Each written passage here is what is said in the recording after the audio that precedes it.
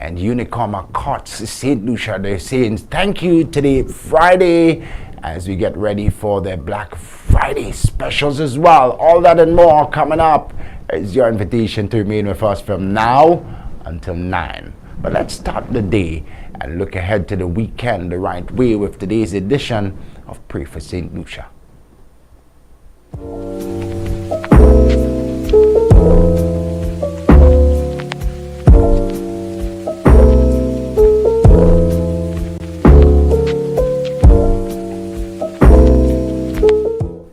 Good morning. Our scheduled presenter, Miss Marla Ragnanan, evangelist from the Methodist Church, is unwell this morning and attending to medical care. However, I will fill the void, and we now invite you to join us in prayer on this Friday. It's good to be alive, and we give thanks and praise on this Friday, the end of the business week, as we look ahead to the weekend. King of Kings and Lord of Lords, we thank you for keeping us here. It is a good feeling to be among the living, and we say thank you for life. Thank you for the breath of life this morning. Thank you for all that you continue to do for each and every one of us. We ask you to bless each citizen of this nation, St. Lucia, at home and abroad. Continue to keep us safe throughout what continues to be some very challenging times. We pray for each citizen. You know them by name, you know them by nature. Grant them all the desires of their hearts where you see fit in. We pray for the leadership of this country, the political leaders. We ask for your continued guidance so that they can continue to do and put the best interests of the country first. We pray for our religious leaders as well, and folks within the corporate sector, employees within the public and private sector. We pray for your blessings upon them today, Friday.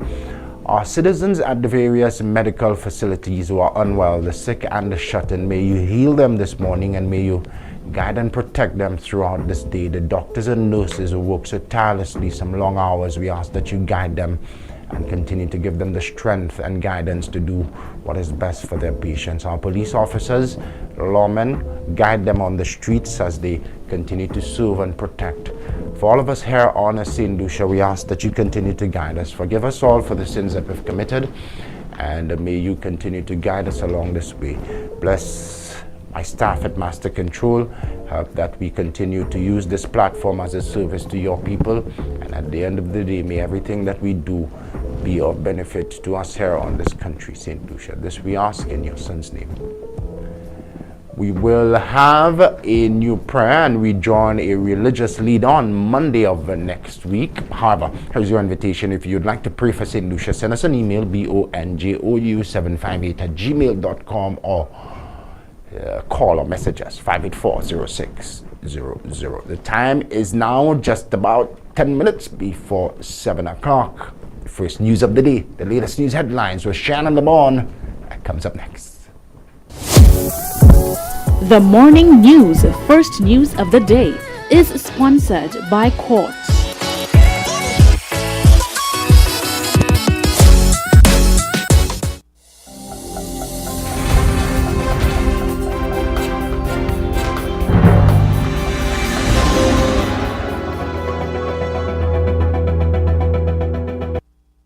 Top story this hour, just days after flooding associated with a trough system devastated communities in the north of the island. St. Lucia's Minister for Education, Sustainable Development, Innovation, Science, Technology and Vocational Training, he has made an impassioned plea on the global stage at COP27, the Conference of Parties on Climate Change, being held in Egypt, for small island developing states to receive climate financing for loss and damage due to the effects of climate change.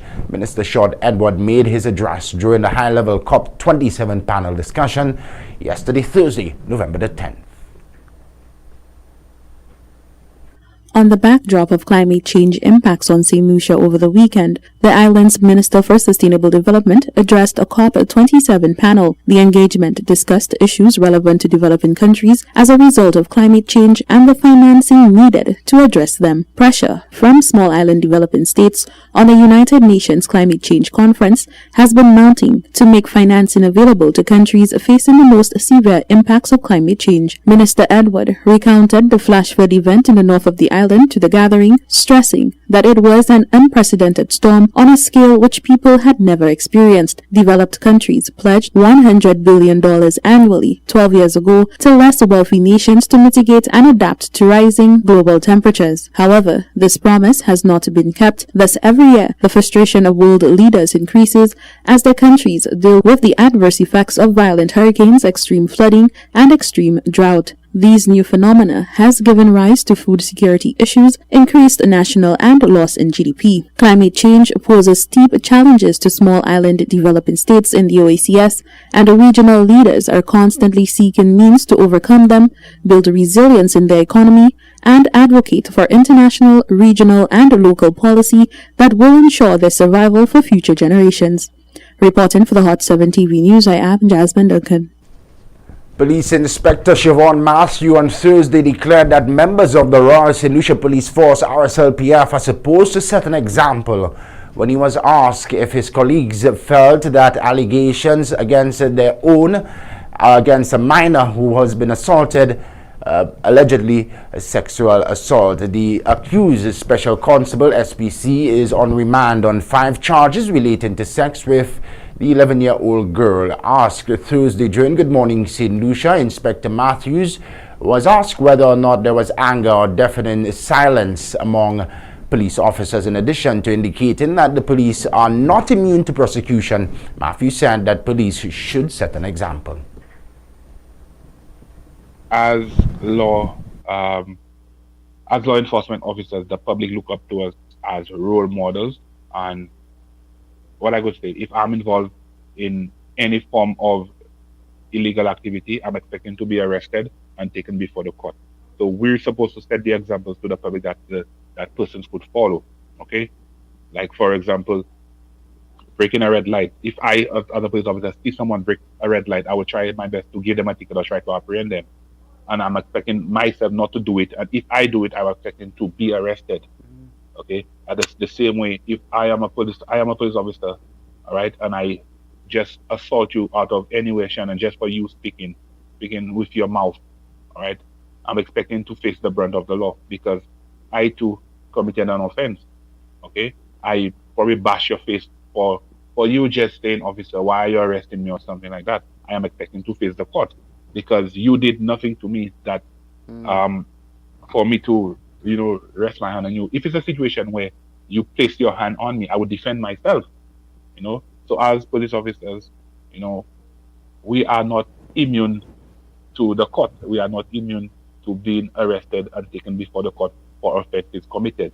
Okay, the same way when we do something on the job, there is the orderly room process that, that we are taken before, and some of us will lose 10 days pay, 5 days pay from our salary. So all I could say that we the police, we are not immune to facing the court. If we commit an offense, there's nothing wrong in us being apprehended and taken before the court where justice could be served. We'll hear from the Director of Human Services on this matter in just a bit. But first, the main opposition United Workers' Party is daring the Philip J.P. administration to call snap elections. That's in light of a decision by Dominica's Prime Minister to go to the polls 2 years ahead of the constitutionally due deadline.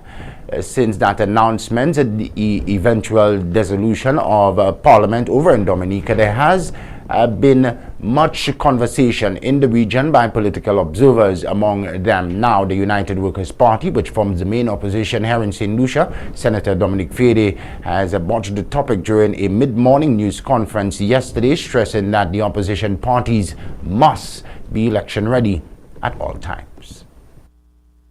Dominica's Prime Minister Roosevelt Skerrit has announced that general elections will be held on December 6, 2022. The news came much to the surprise of many, including the opposition there. Skerrit won a new term in office in 2019 and has opted to face the electoral again for their vote of confidence less than halfway through the new 5-year term. The main opposition, United Workers' Party in Dominica on Tuesday, said it has taken a decision not to contest the December 6 snap general election. The decision comes on the basis that the party remains convinced that electoral reform as demanded by the Dominican population is needed to facilitate free and fair elections. St. Lucia's United Workers' Party has itself faced snap elections where it won the general elections in 2016 with an 11-6 majority. Dominic Fede stressed that opposition parties must always be ready for an election pointed to what he believes stands out as odd. What is different in Dominica is that they were going through a process of electoral reforms, and they were going through a process of looking at their voters list, and there were a lot of concerns which was well established in their country. And so as to whether it was reasonable and just to do it at that time, that question looms large. While Fede would not linger on the developments in Dominica, he has dared the Philip J. Pierre administration to call the elections and see what happens. I am more concerned about the issues that are happening in St. Lucia. But, you know, my thing is to this government, go ahead and call the elections and let's see what will happen. General elections are constitutionally due here in 2026. Reporting for the Hot 7 TV News, I am Jasmine Doug. Thanks, Jasmine. His Excellency Peter Shen, Taiwanese ambassador to St. Lucia, recently handed over a check of US $80,000 to the Honorable Alva Baptiste, the Minister for External Affairs, International Trade, Civil Aviation, Diaspora Affairs. That's for financing of the Eastern Caribbean Solar Challenge Race to the Sun initiative. The official handover of an initial $80,000 US of a total sum of $200,000 US was done on Thursday, November the 3rd at the Ministry of External Affairs, International Trade and Civil Aviation at Rodney Bay. This amount will go towards promoting the use of solar power in St. Lucia's public sector. Launched in 2021 by St. Lucia and the Organization of Eastern Caribbean States, the Eastern Caribbean Solar Challenge Race to the Sun is a bold and new renewable energy initiative that aims to engage governments, the private sector development partners, impact financiers and households in a united effort to increase the diffusion of solar energy across the region by the end of 2023. The current revised target of 6.5 megawatts of new solar power through small and medium distributed solar installations across the OECS is by 2025. Speaking at the handover ceremony, Ambassador Peter Shen said Taiwan recognizes the joint initiative of the Caribbean Nationally Determined Contributions Finance Initiative, NDCFIs, by the OECS and the government of St. Lucia and the Race to the Sun initiative. He said Taiwan is pleased to support such an initiative. Taiwan is firmly committed to combating climate change and doing its best to assist our diplomatic allies in attaining the goal of net zero emissions by 2050, set by the Paris Agreement, Ambassador Peter Shen said. The family of a 34-year-old man who was gunned down execution style in his vehicle at Bossejou is one step closer to getting justice. In fact, the wheels of justice appear to be turning in the family's favor after charges have been laid against one individual. Police have confirmed that Luguan Evriste have been charged for causing the death of Navran Dujon in October of this year. Evriste will remain in lockup until February of 2023 for case management in the magistrate's court. Police have made significant headway with their investigations into the shooting death of a 34-year-old man of Monnier. On November 8, 2022, police preferred murder charges against 26-year-old Liguan Everest, a resident of Monchy-Groselet. Everest was formerly charged for the death of 34-year-old Navern Dujon at Bossejou-Groselet. The incident took place between 10 p.m. on Sunday, October 16th and midnight on Monday, October 17th, 2022, in what appeared to be a surprise attack. At the time time of his death, which was described as an execution-style killing, Dujour was allegedly seated in a parked vehicle with another unidentified individual when he was shot multiple times by an assailant and succumbed to injuries on site. Liguan Everest was escorted before the First District Court in Castries on November 9, 2022, where he will remain on remand until February 7, 2023 for case management in the Magistrates Court. Everest was the only one arrested and charged in connection to the shooting incident. Reporting for the Hot 7 TV News, I am Jasmine Duncan. Thank you, Jasmine. Now let's go back to a story we first brought to you earlier. The Division of Human Services has intervened to ensure that an 11-year-old girl at the center of a rape investigation involving a police gets the necessary care and attention. This update has been provided by Mrs. Beverly Ann Poyot, who is the Director of Human Services. Speaking during Thursday's edition of Good Morning St. Lucia, the Director disclosed Human Services are working closely with other partner agencies to ensure the 11-year-old girl gets the proper care and support.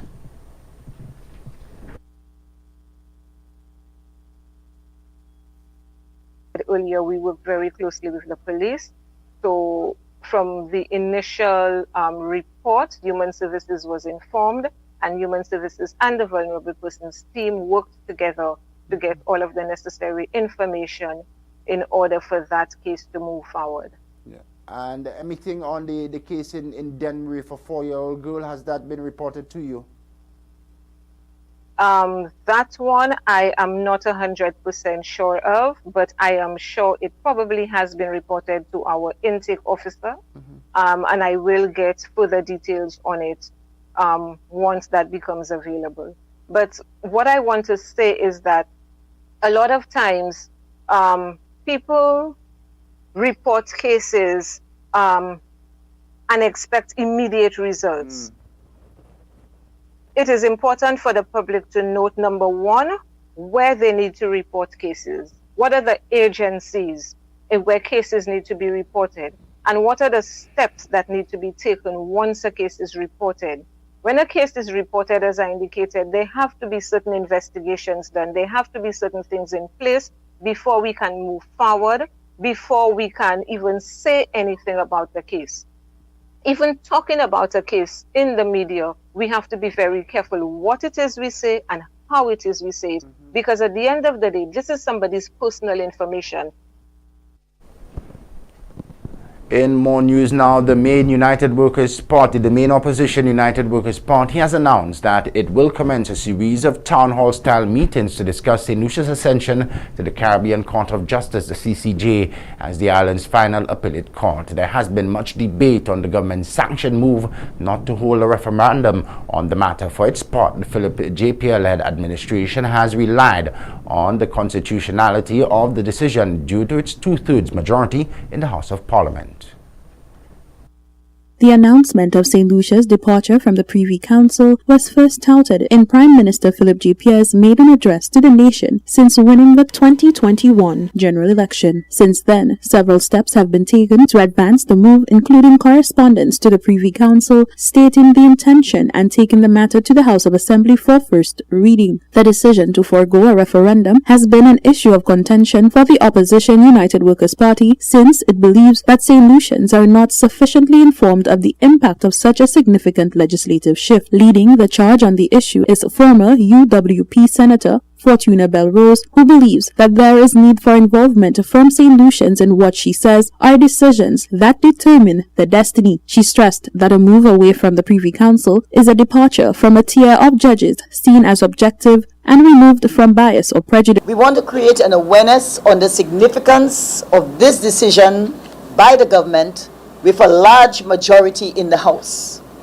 When a government has a large majority in the House, we must guard against any tendency to railroad legislation through the House without consultation with the people, especially in cases such as the CCJ, which is a major shift in our appeals court structure. The people of St. Lucia are not being given the opportunity to have a say in this critical matter.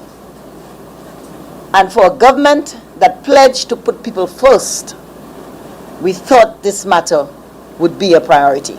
Belrose is concerned that the SLP's emphasis on protecting the victory rather than democracy can threaten the credibility of the CCJ since members of its jurisdiction are appointed by Prime Minister. This is a biased partisan statement, and we want to know what impact would protecting the victory of the Labour Party have on the CCJ. You know, and is every St. Lucian called upon or expected to protect the victory instead of our democracy? We know that members of the Caribbean Court of Justice are appointed by prime ministers or leaders in government in the region. And we have seen their modus operandi in the past. Attendance at the court recently by the Prime Minister and the Speaker of the House to ensure justice is done is out of the bounds of the Prime Minister and the Speaker of the House. And I want to know if they've forgotten the doctrine of separation of powers. The town hall meetings will commence in Grosley from Thursday evening and thereafter moves to Castries on Monday evening. Reporting for the Hot 7 TV News, I am Jasmine Duncan. The St. Lucia Solid Waste Management Authority has joined in assessing the impact and causes of last Sunday's trough system, which devastated the north. Poor solid waste management has been considered one of the major contributors to Sunday's flash flooding. Acknowledging this fact, the St. Lucia Solid Waste Management Authority is taking a proactive approach to addressing the issue. Here once again is Jasmine Duncan.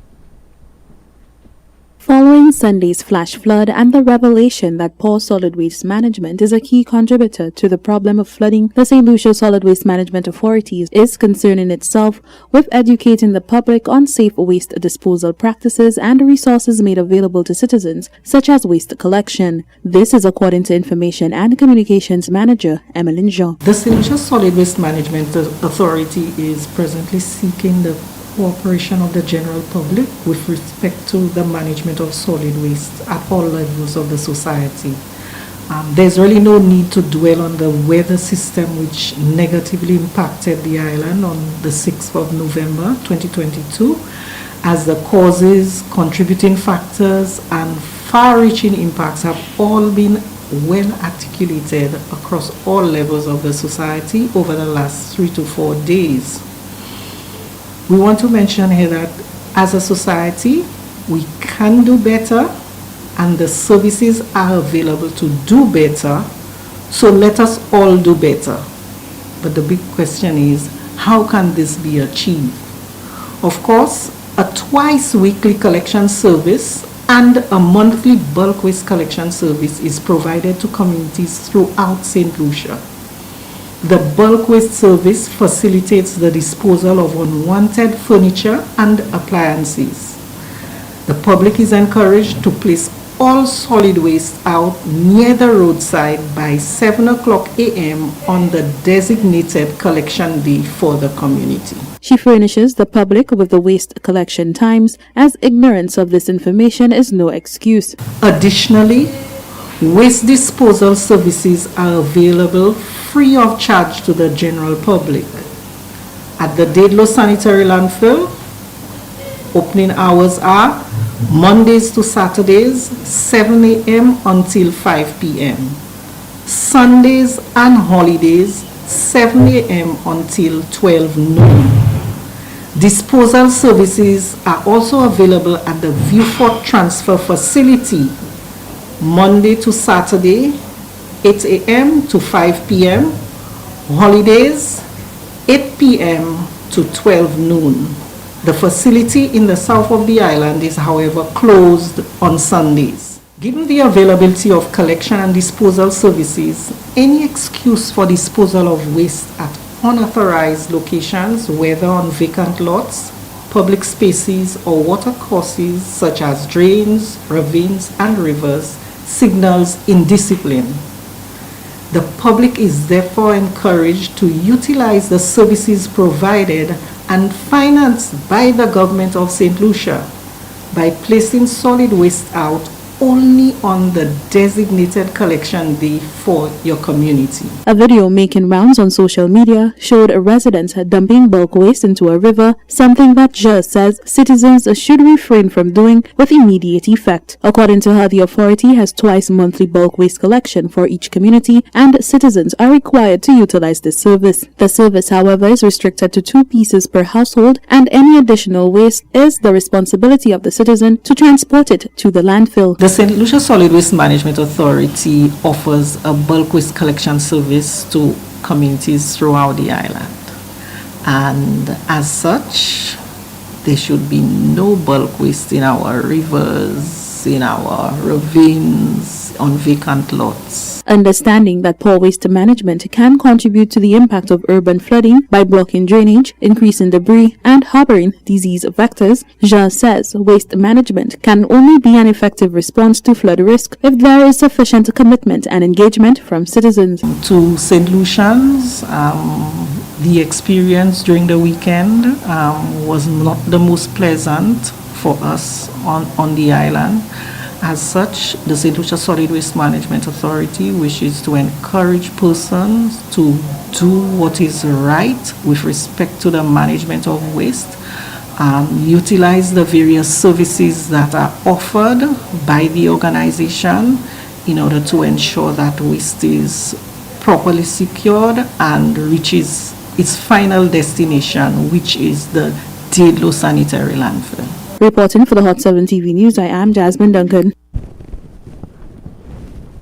To end the news this hour, let's recap one more time our top story. Days after flash flooding associated with the TROUGH system devastated communities in the north of the island, St. Lucia's Minister for Education, Sustainable Development, Innovation, Science and Technology and Vocational Training has made an impassionate plea on the global stage at COP27, the Conference of Parties on Climate Change currently taking place in Egypt for developing states, small island developing states to receive climate financing for loss and damage due to the effects of climate change. Minister Edwards made his address during the high-level COP27 panel discussion yesterday, Thursday, November the 10th. Well, that's the news. Your first news of the day was Shannon Lebourne. The morning news, first news of the day, is sponsored by Quartz.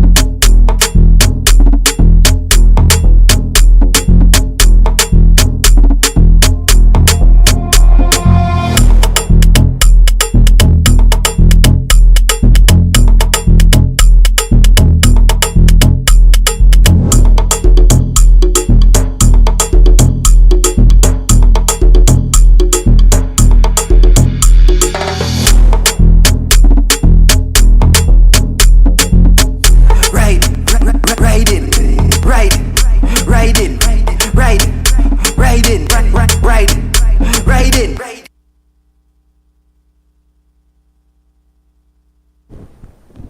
7:15 our time. Good morning. The sports is next.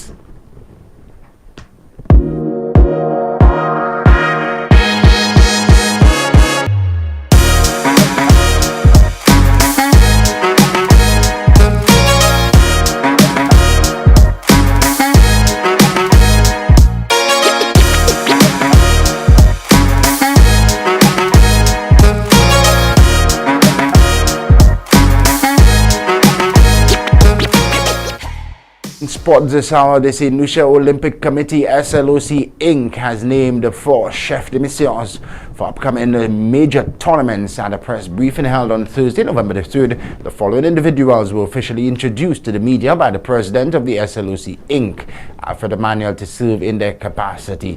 Monica Dudley, she will serve in the capacity of chef de mission for the Commonwealth Youth Games in Trinidad and Tobago. Shane Felicier will serve for the Santa Marta Beach Games in Colombia. Cornelius Breen for the Central Caribe Sports Games in El Salvador. His assistant will be Isabel Markey, and David Christopher will serve chef de mission for the Pan American Games in Santiago, Chile. His assistant will be Lisa Joseph, who will be serving in that capacity for the first time.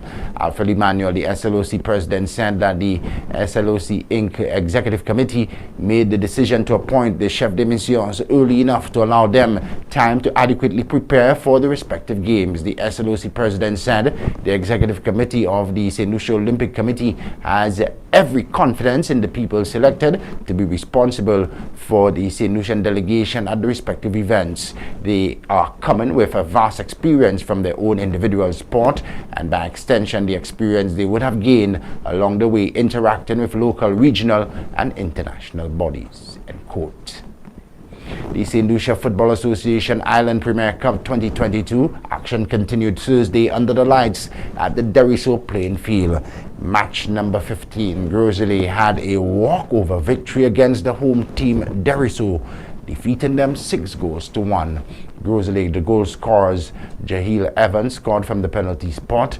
Amris Gilbert, he scored his goal in the 48th minute. Jahil Evans again scored a second goal in the 61st minute. Troy Greenwich scored in the 87th minute of play, and Aaron Richford bagged a goal in the 90th minute of play. In the second minute of extra time, Troy Greenwich scored again for Grosley. The goal scorer for Deriso, Amir Francis. Grosley with a run-out right there over Deriso, taking all 3 points with that win. St. Lucia's Johnson Charles, he was named the man of the match as he guided the Windward Island Volcanoes to their 3rd win, hitting 89 to lead the team, the Windward Island Volcanoes, in their victory against the combined colleges team CCC. Johnson Charles with continuing to show fine form there in regional cricket. Results now from school sports. Let's begin with under 19 football. Leon Hess Comprehensive, they got the win over Entrepot Secondary in a match played Thursday. Both teams went at it in a close and physical encounter. In the end, Leon Hess was victorious. The final scores 2-1.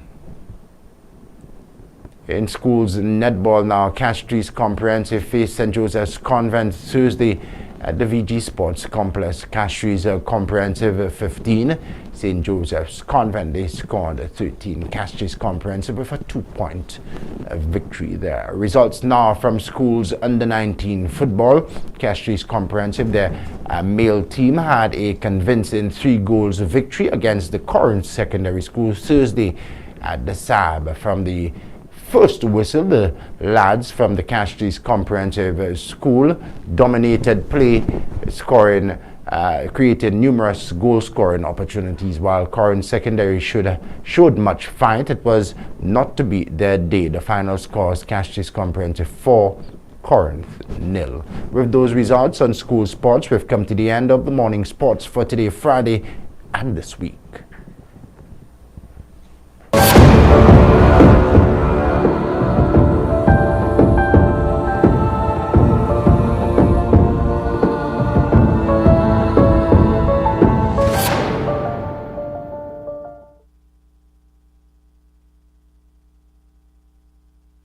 Miles per hour, 26 kilometers per hour, 28 kilometers per hour. The weather: partly cloudy skies, becoming cloudy at times with some scattered light to moderate showers. Residents and motorists in areas prone to flooding and landslides, you are advised to remain vigilant.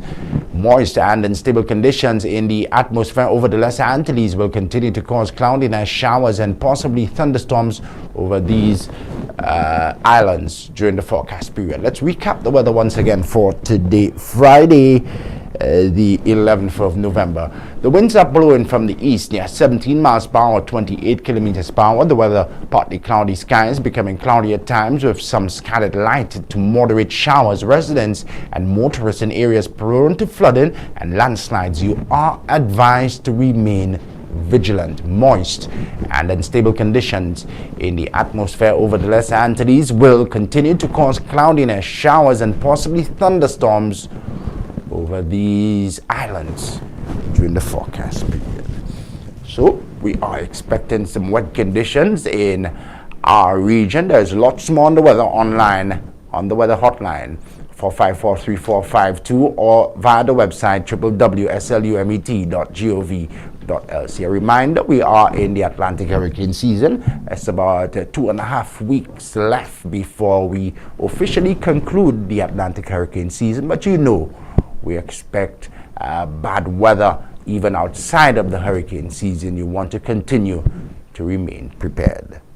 Good morning, it's Friday. Thank God it's Friday, huh? It's an eventful week here on St. Lucia. We'll review so much which has happened during the course of this past week, and we'll look ahead to the weekend as well. I have some very special information to share with you, and my guests from Unicom Court St. Lucia will join me later this morning to discuss their Christmas programming, and we're getting ready for the Black Friday deals. Today, Friday, Courts are saying thank you as it begins to look a lot like Christmas, only at Courts.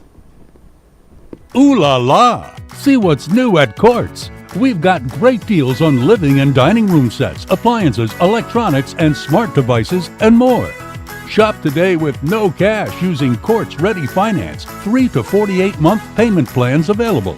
Shop in-store or online at shopcourts.com. Come see what's new and take advantage of these great deals. Only at Courts. Bringing value home. Conditions apply.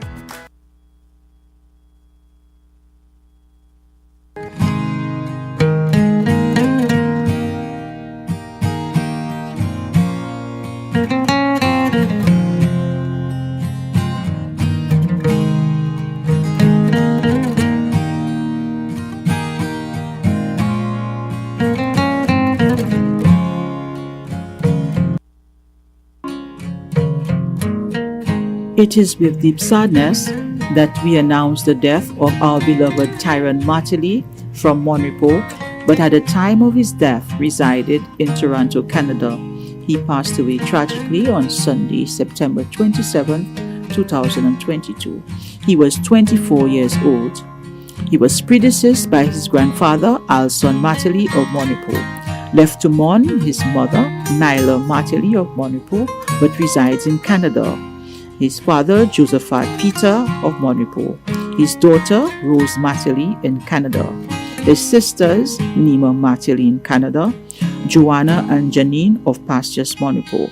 His brothers, Joseph Alson Martelly, also known as J, in Canada.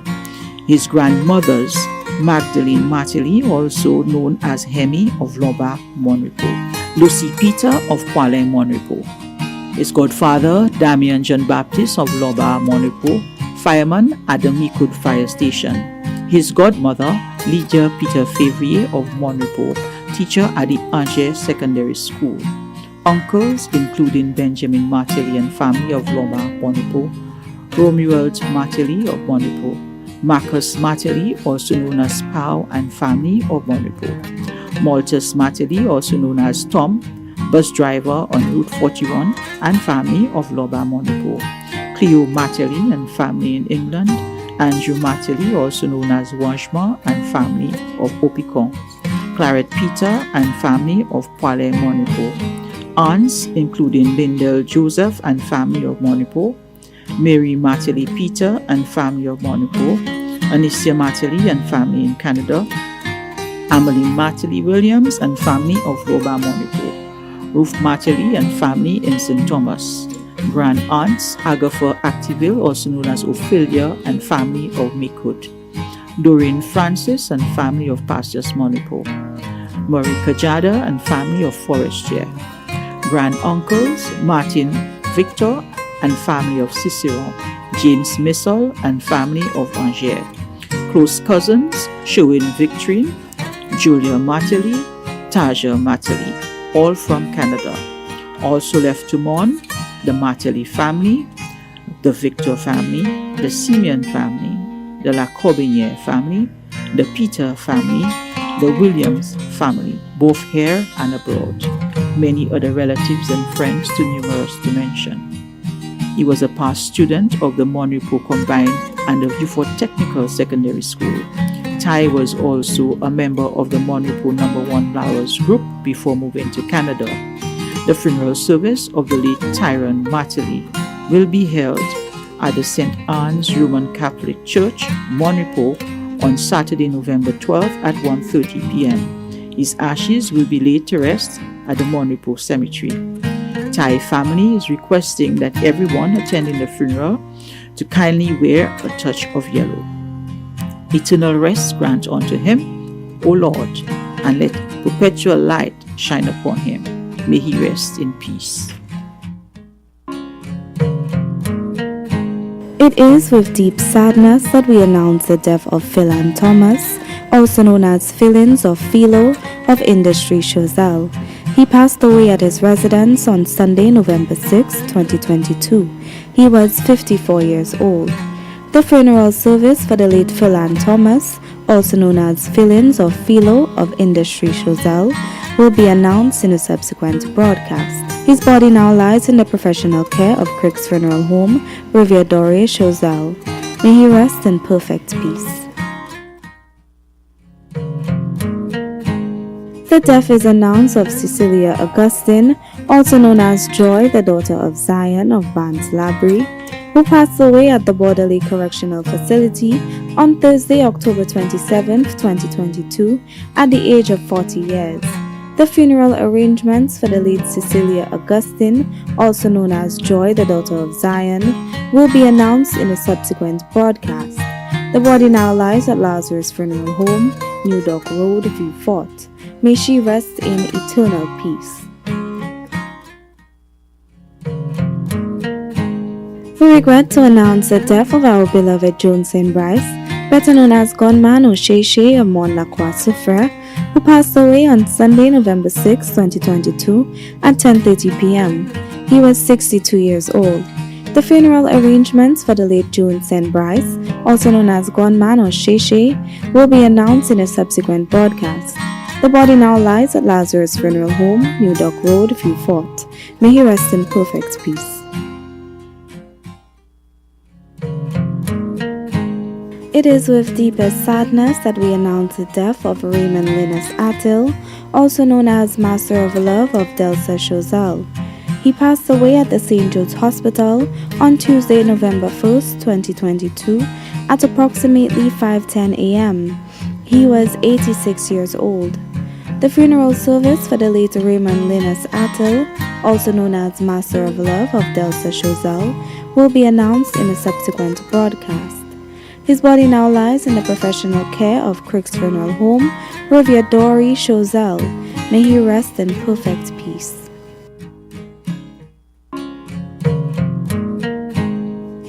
It is with profound sadness that we announce the passing of our dearly beloved father, grandfather, brother, uncle, cousin, and friend, Mr. Samuel Chamon, affectionately known as Balo, formerly of Laguerre and Grand Rivière Groselet. He passed away peacefully at his daughter's residence in Bellevue, Groselet on Sunday, October 30th, 2022, at the age of 86 years. The funeral service of the late Mr. Samuel Chamon, affectionately known as Balo, will be announced in a subsequent broadcast. May his soul rest in perfect peace. His body now lies at Crick's Funeral Home Limited, Pidwater Castries.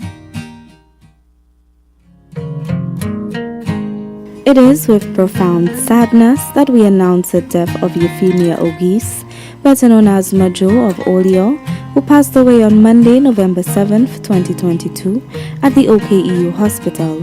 She was 92 years old. The funeral service for the late Euphemia Ogis, also known as Majo of Olio, will be announced in a subsequent broadcast. The body now lies at Rambali's funeral parlor. We are saddened to announce the death of Elita Joseph, also known as Shasha of Kabish Babano, but resided at Grosley. She passed away at the OKEU Hospital on Tuesday, October 25, 2022 at 4:10 a.m. She was 53 years old. The funeral service for the late Elita Joseph, also known as Shasha, of Kabish Babano, but resided at Grosley, will be announced in a subsequent broadcast. Her body now lies at Crick's Funeral Home Limited, Vidbute, Castries. May she rest in peace.